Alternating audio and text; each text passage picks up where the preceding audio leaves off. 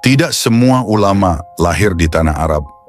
Di sebuah pesisir sederhana bernama Tanara, Banten, lahir seorang anak yang kelak namanya disebut dengan hormat di Masjidil Haram. Ia meninggalkan tanah air di usia belia, menghadapi penjajahan, hidup dalam pengasingan, dan mengabdikan seluruh hidupnya untuk ilmu. Dari Nusantara, namanya menembus Mekah, Madinah, hingga Hindustan. Inilah kisah Syekh Nawawi Al-Bantani, ulama besar yang kemuliaannya lahir dari kesunyian dan pengorbanan. Namun kisahnya tidak berhenti ketika ia wafat di Mekah.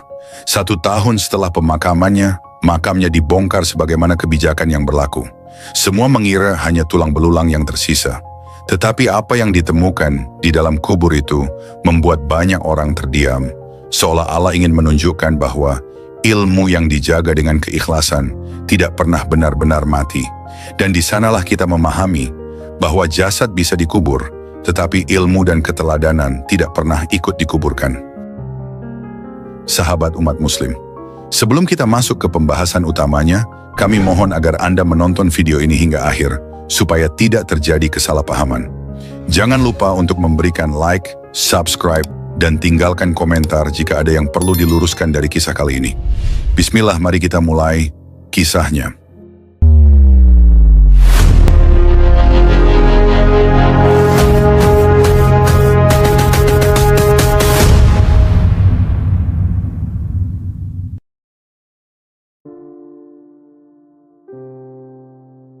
Pada awal abad ke-19, di sebuah wilayah pesisir barat, Pulau Jawa yang masih kental dengan denyut keislaman, lahirlah seorang anak yang kelak menjadi salah satu ulama terbesar Nusantara dan dunia Islam. Daerah itu bernama Tanara, sebuah kawasan di Serang, Banten, yang dikenal sebagai tanah para ulama, tempat agama tidak hanya diajarkan, tetapi dijalani dalam kehidupan sehari-hari. Di tengah masyarakat yang religius itulah, pada tahun 1230 Hijriah atau 1813 Masehi, lahir Abu Abdul Mu'ti Muhammad Nawawi bin Umar bin Arabi Al-Jawi Al-Bantani, yang kelak dikenal luas sebagai Syekh Nawawi Al-Bantani. Tanara bukan sekadar kampung nelayan atau daerah agraris biasa. Sejak masa Kesultanan Banten, wilayah ini telah menjadi simpul penting penyebaran Islam. Masjid, surau, dan majelis ilmu tumbuh berdampingan dengan kehidupan masyarakat. Anak-anak dibiasakan mendengar bacaan Al-Quran sejak kecil, dan para orang tua menempatkan agama sebagai fondasi utama kehidupan. Dalam suasana inilah Syekh Nawawi dilahirkan, bukan di tengah gemerlap kekuasaan, melainkan di lingkungan yang memuliakan ilmu dan adab. Ayah beliau, Syekh Umar Al-Bantani, merupakan seorang ulama terpandang di Banten. Ia bukan hanya dikenal karena keluasan ilmunya, tetapi juga karena nasabnya yang bersambung kepada Maulana Syarif Hidayatullah, Sunan Gunung Jati, salah satu wali Songo, dan melalui jalur tersebut tersambung hingga Rasulullah. Nasab ini bukan sekadar kebanggaan silsilah, melainkan amanah spiritual yang berat.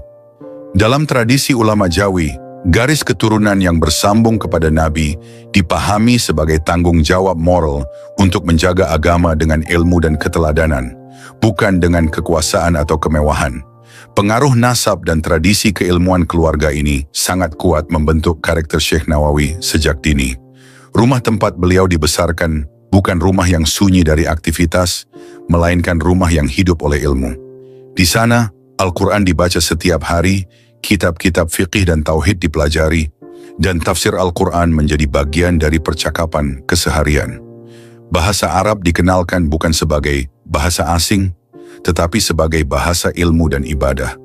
Sejak kecil, Syekh Nawawi tumbuh dalam atmosfer yang memandang ilmu agama sebagai kebutuhan jiwa, bukan sekadar kewajiban formal. Sejak usia 5 tahun, Syekh Nawawi telah mulai belajar secara intensif langsung di bawah bimbingan ayahnya. Pada usia ketika anak-anak lain masih bebas bermain tanpa arah, beliau sudah dikenalkan pada disiplin belajar yang ketat. Pelajaran dasar seperti membaca Al-Quran, menghafal ayat-ayat pendek, memahami tauhid, serta mengenal dasar-dasar fikih telah menjadi rutinitas hariannya. Tidak ada paksaan kasar, tetapi ada tuntutan serius yang membentuk ketahanan mental dan spiritual. Pendidikan di lingkungan keluarga ini berlangsung bersama saudara-saudara kandungnya. Mereka belajar dalam satu majelis kecil keluarga, di mana ayah mereka bukan hanya berperan sebagai guru, tetapi juga sebagai teladan hidup. Dalam tradisi ulama Nusantara, pendidikan semacam ini bukan hanya mentransfer ilmu, melainkan membentuk adab, kesabaran, dan tanggung jawab sejak dini. Memasuki usia 8 tahun, Syekh Nawawi bersama kedua adiknya, Tamim dan Ahmad, mulai berguru kepada Kiai Haji Sahal, seorang ulama besar dan terkenal di Banten pada masa itu. Disinilah beliau mulai merasakan dunia pendidikan di luar rumah. Majelis Kiai Haji Sahal dikenal disiplin dan ketat, menekankan pemahaman mendalam terhadap ilmu agama, bukan sekadar hafalan. Lingkungan ini semakin mempercepat kematangan intelektual Syekh Nawawi kecil. Tidak lama kemudian beliau melanjutkan pendidikan kepada Syekh Baing Yusuf Purwakarta, seorang ulama yang dikenal luas dalam penguasaan ilmu agama. Di tangan guru inilah Syekh Nawawi semakin ditempa. Usianya masih sangat muda, tetapi kapasitas ilmunya berkembang jauh melampaui anak-anak seusianya. Kitab-kitab yang umumnya baru dipelajari oleh santri dewasa telah mulai ia pahami. Namun kemajuan ini membawa konsekuensi psikologis yang tidak ringan. Sejak usia belia, Syekh Nawawi telah memikul beban sebagai calon ulama. Dunia kanak-kanak yang penuh permainan perlahan menjauh darinya. Waktu yang seharusnya diisi dengan keceriaan, justru banyak dihabiskan untuk belajar, menghafal, dan memahami kitab-kitab agama. Keletihan fisik dan mental kerap menyertai hari-harinya. Namun dalam tradisi pendidikan ulama klasik, penderitaan semacam ini dipahami sebagai bagian dari proses penyucian diri dan pembentukan karakter. Kedewasaan Syekh Nawawi datang lebih cepat dari usianya. Ia belajar menahan lelah, menunda kesenangan, dan memandang ilmu sebagai tujuan hidup. Keterasingan dari dunia anak-anak biasa bukanlah pilihan, melainkan konsekuensi dari jalan yang telah ditetapkan sejak awal. Jalan ini tidak menjanjikan kekuasaan, tetapi menjanjikan pengabdian. Memasuki usia belum genap 15 tahun, keilmuan Syekh Nawawi telah mencapai tingkat yang mengagumkan. Ia tidak lagi hanya belajar, tetapi sudah mulai mengajar. Murid-muridnya datang dari berbagai kalangan masyarakat. Awalnya hanya beberapa orang, namun perlahan jumlah mereka terus bertambah. Kehausan masyarakat akan ilmu agama membuat majelis kecil itu berkembang pesat. Namun bertambahnya murid membawa tantangan tersendiri. Ruang belajar menjadi sempit dan perhatian masyarakat semakin tertuju kepadanya. Untuk menjaga ketenangan dan kelancaran pengajaran, Syekh Nawawi memilih mengajar di pinggir pantai. Tempat itu memberikan ruang terbuka, ketenangan, dan jarak dari hiruk-pikuk permukiman. Di sana, dengan suara ombak sebagai latar, ilmu agama diajarkan dengan kesederhanaan dan ketekunan. Pilihan mengajar di pinggir pantai bukan sekadar solusi teknis, tetapi juga simbol perjalanan hidupnya. Sejak awal, Syekh Nawawi tidak diarahkan untuk mendekat kepada kekuasaan atau pusat pengaruh duniawi. Hidupnya diarahkan pada pengabdian ilmu, pada pembentukan umat, dan pada penjagaan ajaran Islam melalui pendidikan.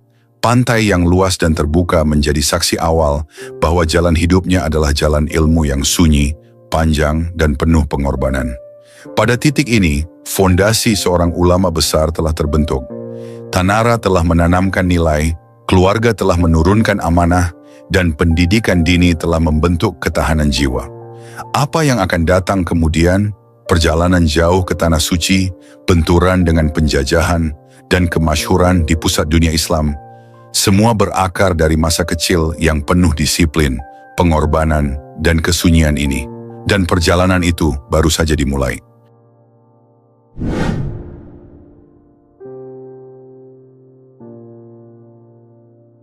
Ketika usia Syekh Nawawi Al-Bantani menginjak 15 tahun, fondasi keilmuan yang ditanamkan sejak kecil telah tumbuh kuat.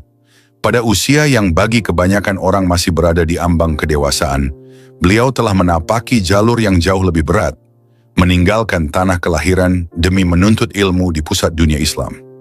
Keputusan untuk menunaikan haji sekaligus bermukim di Mekah bukanlah perjalanan biasa, melainkan sebuah hijrah panjang yang menuntut keberanian, kesabaran, dan kesiapan menghadapi risiko besar. Perjalanan dari Nusantara menuju Hijaz pada awal abad ke-19 adalah perjalanan yang penuh bahaya. Lautan luas menjadi penghubung sekaligus ancaman. Kapal-kapal yang digunakan belumlah kokoh seperti masa modern. Angin, badai, ombak besar, penyakit, serta keterbatasan logistik menjadi bagian dari realitas yang harus diterima para penuntut ilmu. Banyak yang berangkat dengan niat suci tetapi tidak pernah kembali. Dalam perjalanan panjang itu, Syekh Nawawi mudah belajar bahwa jalan ilmu seringkali dimulai dengan pengorbanan fisik dan ketidakpastian hidup. Hari-hari di atas kapal diisi dengan keterbatasan makanan, air yang harus dihemat, serta kondisi tubuh yang terus diuji. Di tengah perjalanan, rasa rindu pada tanah air dan keluarga bercampur dengan tekad untuk terus melangkah.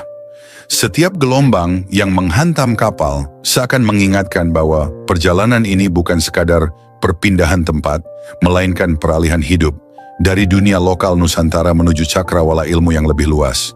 Setibanya di Mekah, Syekh Nawawi memasuki lingkungan yang sama sekali berbeda.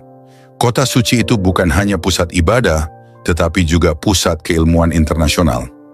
Ulama-ulama dari berbagai penjuru dunia berkumpul, membawa tradisi, metode, dan disiplin ilmu yang beragam. Di tengah atmosfer intelektual yang padat dan kompetitif itu, Syekh Nawawi mudah harus menyesuaikan diri dengan cepat. Tidak ada keistimewaan karena asal-usul atau nasab.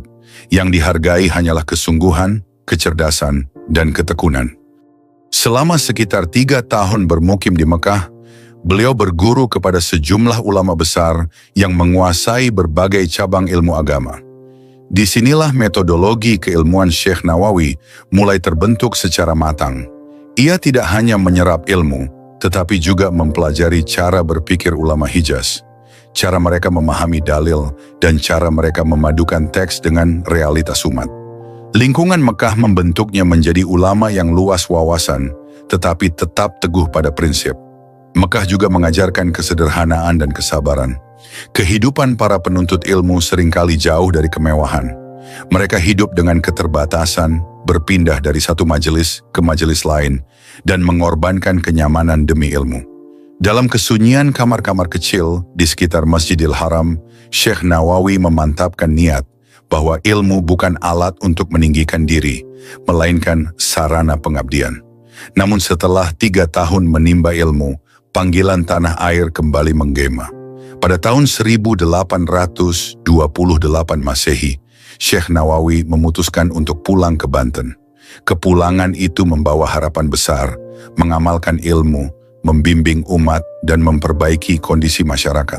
Akan tetapi, apa yang beliau saksikan setibanya di tanah air justru menjadi pukulan batin yang mendalam.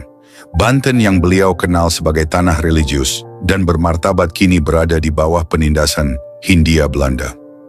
Praktik ketidakadilan merajalela.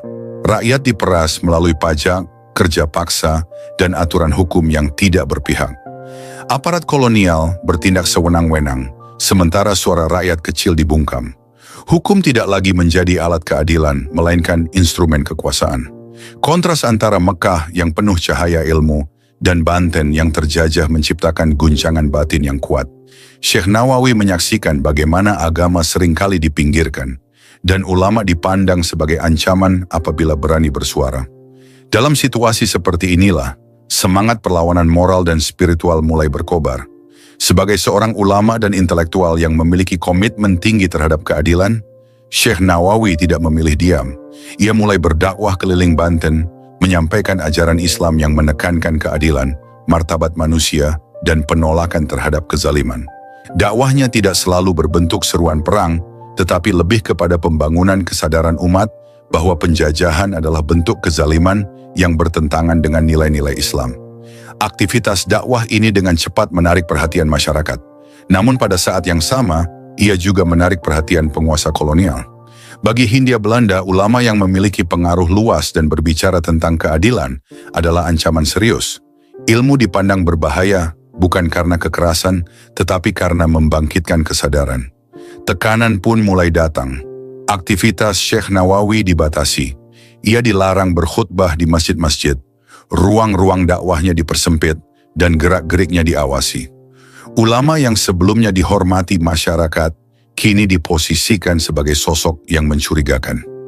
Ilmu yang ia bawa diperlakukan seperti api yang harus dipadamkan sebelum membesar. Situasi semakin memburuk ketika Syekh Nawawi dituduh sebagai pengikut Pangeran Diponegoro, tokoh besar perlawanan terhadap Belanda yang pada masa itu sedang memimpin perang besar di Jawa 1825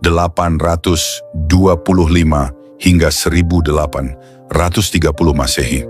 Tuduhan ini sangat berbahaya, tidak hanya mengancam kebebasan beliau, tetapi juga keselamatan nyawanya. Dalam konteks kolonial, tuduhan keterlibatan dalam perlawanan bersenjata sering berujung pada penangkapan atau pengasingan. Nuansa hidup Syekh Nawawi pada masa ini dipenuhi ketegangan dan kesedihan. Setiap langkah diawasi, setiap aktivitas dicurigai. Dakwah yang seharusnya menjadi sarana pencerahan justru menjadi alasan penindasan. Bagi seorang ulama, kondisi ini adalah ujian berat, antara bertahan dan menghadapi risiko besar atau mengalah demi keselamatan diri dan kelangsungan perjuangan jangka panjang. Tekanan kolonial akhirnya mengarah pada pengusiran secara tidak langsung. Syekh Nawawi dipaksa membuat keputusan paling pahit dalam hidupnya, meninggalkan tanah kelahiran sekali lagi. Bukan karena keinginan pribadi, tetapi karena kondisi yang tidak memungkinkan dakwah dan pengajaran berjalan dengan aman. Keputusan ini diambil bertepatan dengan puncak perang Diponegoro pada tahun 1830 Masehi. Jawa sedang bergolak dan ulama berada di posisi paling rentan. Dalam situasi ini, kembali ke Mekah bukanlah pelarian, melainkan strategi penyelamatan ilmu dan masa depan dakwah. Dengan hati yang berat, Syekh Nawawi meninggalkan Banten. Tanah yang membesarkannya kini harus ditinggalkan demi menjaga amanah ilmu. Kepulangan ke Mekah kali ini bukan sekadar menuntut ilmu, tetapi membuka babak baru kehidupan. Hidup di pengasingan, jauh dari tanah air, namun dekat dengan pusat keilmuan Islam.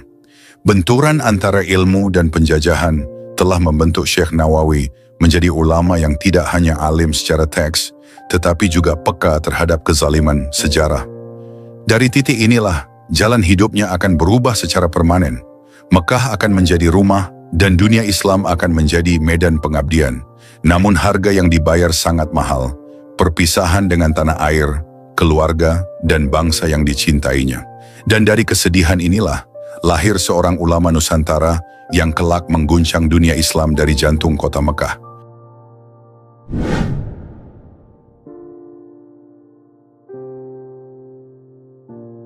Kepulangan Syekh Nawawi Al-Bantani ke Mekah pada awal dekade 1830-an bukanlah kepulangan sementara, melainkan awal dari sebuah pengabdian seumur hidup. Jika sebelumnya Mekah adalah tempat belajar dan pembentukan diri, kini kota suci itu menjadi medan utama perjuangan ilmiah dan spiritualnya. Tanah air telah memaksanya pergi, tetapi Allah menyiapkan baginya panggung yang jauh lebih luas, panggung dunia Islam. Syekh Nawawi menetap di kawasan Syi'ib Ali, sebuah wilayah yang dikenal sebagai tempat tinggal para penuntut ilmu dan ulama. Lingkungan ini sederhana, jauh dari kemewahan, tetapi kaya akan aktivitas keilmuan. Di rumah kecilnya, yang tidak berbeda dengan rumah-rumah ulama lain di kawasan itu, Syekh Nawawi memulai kembali hidupnya dari awal. Tidak ada fasilitas istimewa, tidak ada dukungan kekuasaan, hanya ilmu dan ketekunan. Pada masa-masa awal, aktivitas mengajarnya dilakukan di halaman rumah sendiri. Tempat itu sempit, beratapkan langit Mekah yang terik pada siang hari dan dingin pada malam hari. Murid-murid yang hadir pada awalnya hanya puluhan orang, sebagian besar berasal dari Nusantara. Para penuntut ilmu yang mendengar nama Syekh Nawawi dari jalur keilmuan dan reputasi yang perlahan mulai dikenal. Namun ketenangan dan ketekunan pengajaran itulah yang justru menjadi magnet. Metode Syekh Nawawi yang sistematis, penjelasan yang jernih, serta keluasan referensi yang ia miliki membuat majelis kecil itu cepat berkembang. Tidak butuh waktu lama hingga murid-murid mulai berdatangan dari berbagai penjuru dunia Islam. Dari Hijaz, Mesir, India, hingga Afrika, para penuntut ilmu mendatangi Syi'ib Ali untuk duduk di majelis seorang ulama yang berasal dari negeri jauh bernama Jawi. Fenomena ini bukan sekadar pertambahan jumlah murid, melainkan pengakuan dunia Islam terhadap kualitas keilmuan seorang ulama Nusantara. Di tengah dominasi ulama Arab, muncul sosok dari Kepulauan Timur yang mampu berdiri sejajar dalam penguasaan ilmu-ilmu dasar Islam. Hal ini menjadi peristiwa besar dalam sejarah intelektual Islam, sekaligus menjadi beban tanggung jawab yang semakin berat bagi Syekh Nawawi. Keilmuan Syekh Nawawi dikenal sangat mendalam, khususnya dalam 3 bidang utama: tauhid, fiqih, dan tasawuf. Dalam tauhid, ia menekankan pemurnian akidah tanpa terjerumus pada sikap ekstrim. Dalam fiqih, ia dikenal luas sebagai ulama mazhab Syafi'i yang kuat dalam dalil dan metodologi. Dalam tasawuf, ia mengajarkan penyucian jiwa yang berpijak kuat pada syariat, bukan pengalaman mistik tanpa batas. Kombinasi ketiga bidang ini menjadikan Syekh Nawawi bukan hanya seorang faqih atau mutakallim, tetapi ulama paripurna yang mampu membimbing umat secara menyeluruh. Majelisnya bukan sekadar tempat belajar teks, tetapi juga tempat pembentukan adab dan kedalaman spiritual. Murid-muridnya tidak hanya membawa pulang catatan, tetapi juga perubahan cara pandang terhadap kehidupan dan agama. Kemasyhuran Syekh Nawawi terus meluas hingga menarik perhatian para ulama senior Mekah.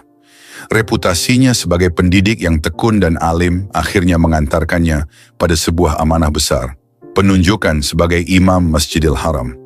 Jabatan ini bukan sekadar posisi ritual, tetapi simbol pengakuan tertinggi dalam struktur keagamaan Islam. Syekh Nawawi ditunjuk untuk menggantikan Syekh Ahmad Khatib Al-Minangkabawi, seorang ulama besar Nusantara yang juga telah menorehkan jejak kuat di Mekah. Pergantian ini memiliki makna simbolik yang dalam.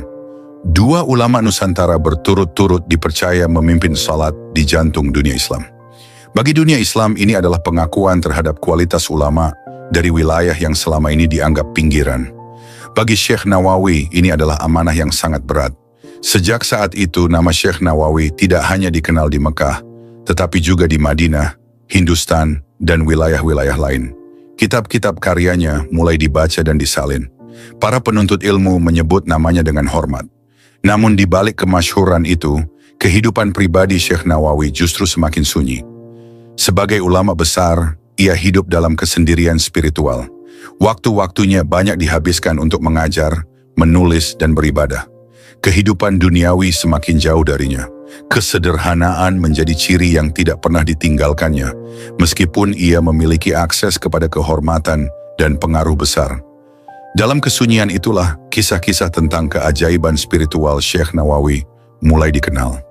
Salah satu kisah yang paling terkenal dalam riwayat ulama Jawi klasik adalah peristiwa salat di dalam mulut ular besar. Kisah ini tidak muncul dalam konteks pencarian keajaiban, melainkan dalam perjalanan biasa. Dikisahkan bahwa dalam suatu perjalanan, Syekh Nawawi berhenti di sebuah tempat untuk beristirahat. Ketika waktu salat tiba, ia mengumandangkan azan, tetapi tidak ada seorang pun yang datang. Ia kemudian melaksanakan salat seorang diri dengan penuh ketenangan dan kekhusyukan. Setelah menyelesaikan salat dan melanjutkan perjalanan, barulah ia menyadari sesuatu yang menggetarkan. Ternyata tempat ia berdiri dan bersujud adalah di dalam mulut seekor ular raksasa yang sedang menganga. Selama salat berlangsung, ular itu tidak bergerak, tidak menutup mulutnya, dan tidak mencelakakannya. Seolah ada kekuatan tak terlihat yang menahan makhluk itu untuk tetap diam. Riwayat ini tidak dimaksudkan untuk mengagungkan keajaiban, melainkan sebagai isyarat penjagaan Allah terhadap hambanya. Dalam tradisi ulama klasik, peristiwa semacam ini dipahami sebagai karamah, bukan tujuan, melainkan dampak dari keteguhan iman dan keikhlasan. Syekh Nawawi sendiri dikenal tidak pernah menonjolkan kisah-kisah semacam ini. Ia tetap hidup sederhana dan fokus pada pengabdian ilmu. Nuansa spiritual kehidupan Syekh Nawawi semakin kuat seiring bertambahnya usia. Ia hidup di tengah keramaian umat, tetapi hatinya selalu terhubung dengan Allah. Keilmuan yang luas tidak menjadikannya angkuh, justru semakin menundukkan dirinya. Setiap amanah besar ia terima dengan rasa takut, bukan kebanggaan. Di Syi'ib Ali, rumah kecilnya menjadi saksi lahirnya generasi ulama dari berbagai penjuru dunia. Dari tempat itulah, ajaran Islam yang bersih, moderat, dan berlandaskan ilmu menyebar ke Nusantara dan dunia Islam. Syekh Nawawi Al-Bantani telah menjelma menjadi jembatan ilmu antara timur dan barat Islam, antara pusat dan pinggiran, antara tradisi dan pembaruan. Namun di balik semua itu, ada harga yang terus ia bayar. Kesendirian seorang ulama besar. Jauh dari tanah air, jauh dari keluarga, dan hidup dalam tekanan amanah yang tidak pernah ringan. Kemasyhuran tidak menghapus kesedihan, justru menambahnya.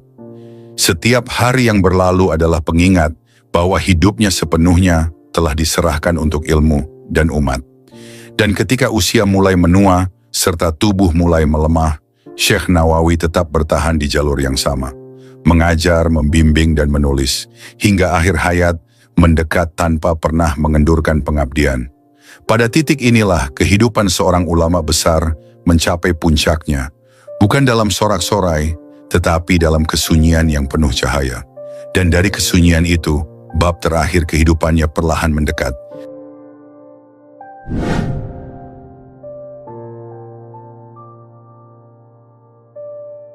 Usia panjang yang dihabiskan Syekh Nawawi Al-Bantani di Mekah perlahan mendekati ujungnya.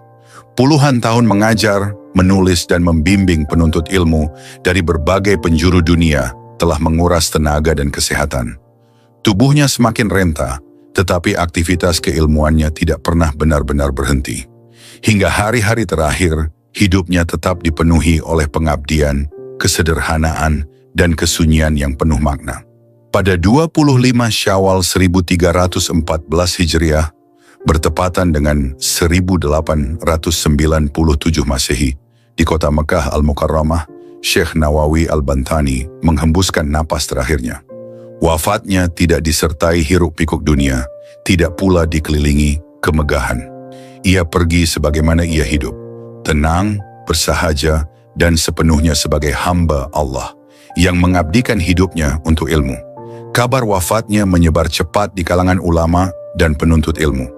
Mekah yang selama ini menjadi pusat aktivitasnya mendadak diselimuti suasana duka. Murid-muridnya datang dari berbagai negeri, Nusantara, Hijaz, Mesir, Hindustan, hingga Afrika. Mereka bukan sekadar datang untuk mengantar jenazah, tetapi untuk menyaksikan berakhirnya satu zaman seorang ulama besar yang telah menjadi poros keilmuan lintas bangsa. Jenazah Syekh Nawawi kemudian dimakamkan di Jannatul Mu'alla, salah satu pemakaman paling mulia di Mekah. Tempat peristirahatan terakhirnya berada bersebelahan dengan makam putri Sayyidina Abu Bakar Ash-Shiddiq, sebuah kedudukan yang oleh banyak ulama dipahami sebagai kehormatan besar. Pemakaman itu bukan sekadar lokasi geografis, melainkan simbol bahwa seorang ulama dari Nusantara telah mendapatkan tempat terhormat di jantung sejarah Islam. Suasana duka menyelimuti pemakaman. Murid-murid yang selama bertahun-tahun duduk di majelisnya, kini berdiri mengiringi jasad sang guru menuju liang lahat. Banyak di antara mereka yang menyadari bahwa yang dikuburkan hari itu bukan hanya seorang manusia, tetapi salah satu tiang ilmu umat. Mekah kehilangan seorang pengajar besar, dan dunia Islam kehilangan salah satu penjaga tradisi keilmuannya. Meski jasadnya dimakamkan di Tanah Suci, pengaruh Syekh Nawawi tidak pernah berhenti di Mekah. Di Nusantara, khususnya di tanah kelahirannya, tradisi mengenang beliau terus hidup. Setiap tahun haul Syekh Nawawi Al-Bantani diselenggarakan dengan penuh khidmat, terutama di pondok pesantren An-Nawawi. Ribuan santri dan masyarakat dari berbagai daerah berkumpul untuk mengenang jasa dan warisan ilmunya. Bahkan tidak sedikit penuntut ilmu dari luar negeri yang ikut hadir, menandakan bahwa pengaruh Syekh Nawawi melampaui batas geografis. Namun peristiwa paling mengguncang justru terjadi 1 tahun setelah wafatnya, ketika kebijakan pemerintah Arab Saudi diberlakukan secara menyeluruh.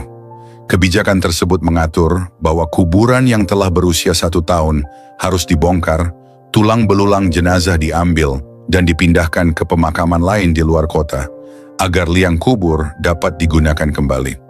Kebijakan ini diterapkan tanpa pandang bulu, termasuk terhadap makam para ulama besar.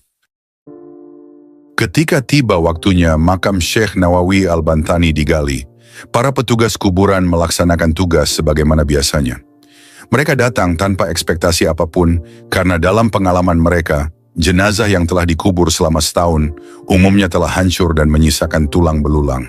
Namun apa yang mereka temukan di dalam liang kubur itu sangat berbeda dari kebiasaan. Alih-alih menemukan tulang belulang, para petugas mendapati satu jasad yang masih utuh sempurna. Tidak berkurang sedikit pun, tubuh itu tetap dalam kondisi sebagaimana saat dimakamkan. Lebih mengherankan lagi, kain kafan yang membungkus jasad tersebut tidak sobek, tidak lapuk, dan tidak hancur, seolah waktu tidak pernah menyentuhnya. Peristiwa ini menimbulkan keheranan besar. Para petugas terdiam.